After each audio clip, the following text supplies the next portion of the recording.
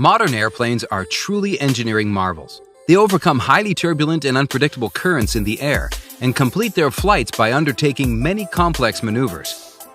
Have you ever thought of how the pilots are able to achieve this? Or what happens to the airplane when the pilot operates certain controls?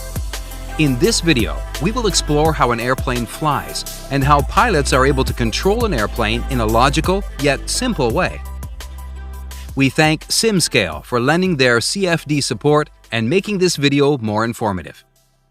First, let's have a closer look at modern airplanes' wings and tails.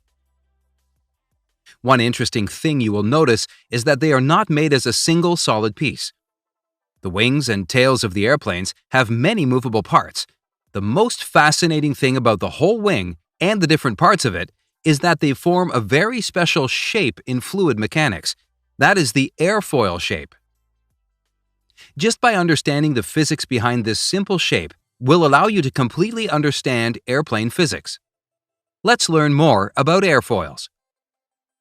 An airfoil produces a lift force when moved relative to the air. This lift force makes an airplane fly. How is this lift produced?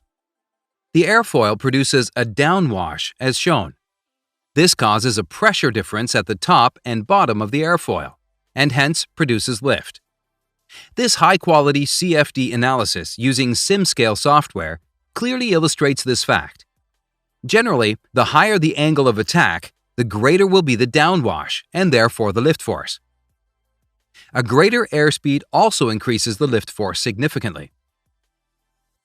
Interestingly, in mankind's first successful flight, the Wright Flyer also made use of this same airfoil principle. Even though their airfoils were a simple curved shape, it was sufficient to produce a good downwash. More specifically, their airplane had two such airfoils. One more idea to increase the lift force is by altering the airfoil shape like this. The alteration in shape will definitely increase the downwash and the wing area, hence giving greater lift. In short, there are three techniques to increase the lift of an airfoil. Let's apply this airfoil knowledge to the airplane. If we activate the flaps and slats, it increases the downwash and increases the lift. The ailerons can move up and down, and for that reason, the lift force can decrease and increase respectively. At the tail of the airplane, you can see two attachments, the rudder and the elevators. By adjusting the elevators, you can control the vertical force on the tail. By adjusting the rudder, you can control the horizontal force. Now, let's get into the most interesting part of the video, controlling the aircraft using these simple wing attachments. Let's start with the takeoff part of the flight. To get the airplane to take off from the ground, what you have to do is increase the lift force using various techniques and make sure that this force is more than the gravitational pull. Pilots apply all of the three lift increase techniques together for a successful takeoff. First, the speed of the airplane is increased by increasing the thrust of the engines. When the airplane's speed is high enough, the pilots activate the flaps and slats. Lift is further increased due to this. When the airplane is ready for takeoff, they activate the elevators upwards. The tail force tilts the airplane as shown, and the angle of attack of the airfoil will be increased. The lift is suddenly increased due to this, and the airplane takes off. Usually, an angle of attack of 15 degrees is maintained for the takeoff. In all these discussions, we are talking about the engine's thrust. But how is the engine able to generate thrust? Modern airplanes use special kinds of engines called turbofan engines for this purpose. In this, the fan's reaction and the reaction force of the exhaust give the necessary thrust force. By burning more fuel, the pilot can achieve more thrust. The fuel of an airplane is stored inside the wings. After the takeoff, next comes the climb phase of the aircraft. As long as the engine's thrust is more than the drag, the speed of the airplane will keep on increasing. The greater the speed, the higher will be the lift force. This will cause the airplane to go up. When the airplane reaches level flight, there won't be any acceleration or change in altitude. You can see that with this condition. The thrust should be exactly equal to the drag, and the lift should be exactly equal to the weight of the airplane. Now, let's discuss the most crucial part. How does an airplane change direction? You might think that just by adjusting the rudder, you would be able to do this. The rudder produces a horizontal force, and this force can turn the airplane.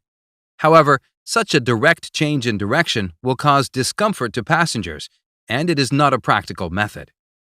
To make a turn as shown, what you need is a centrifugal force. Let's see how pilots achieve this centrifugal force. Pilots just make one aileron go up and the other aileron go down. The difference in the lift force will make the airplane roll. In this roll condition, the lift is not vertical. The horizontal component of the lift can provide the necessary centrifugal force to bank the aircraft. This way, the pilot can make a turn of any radius depending upon the angle of roll and the speed of the airplane. However, this banking technique has some drawbacks. When you keep one aileron up and the other aileron down, the drag forces induced on the wings are not the same. This will cause the airplane to yaw. This phenomenon is known as adverse yaw. The rudder has to be operated simultaneously to prevent the adverse yaw. The way pilots control the different wing attachments and the whole airplane is illustrated in this animation.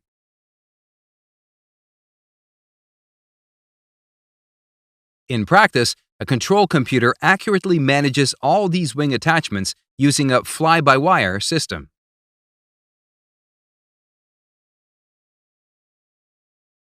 To descend the airplane, what pilots do is decrease the engine's thrust and keep the nose of the airplane down. You can see this is exactly the opposite of the climb operation.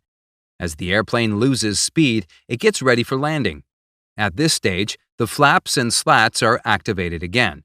These devices also increase the drag. To increase the drag further, a wing attachment called a spoiler is also activated. The pilots use one more trick here to reduce the stopping distance, which is reverse thrust. Here, the engine covers open wide, and the air which was supposed to go backwards is forcefully directed forwards. This will obviously generate reverse thrust and will make the stopping of the airplane easier. The CFD simulations we saw in this video were produced by SimScale, a powerful cloud computing-based FEA and CFD software. To perform complex CFD analyses using your normal laptop or PC, just create a free community account at simscale.com and explore. Please check the description. Thank you.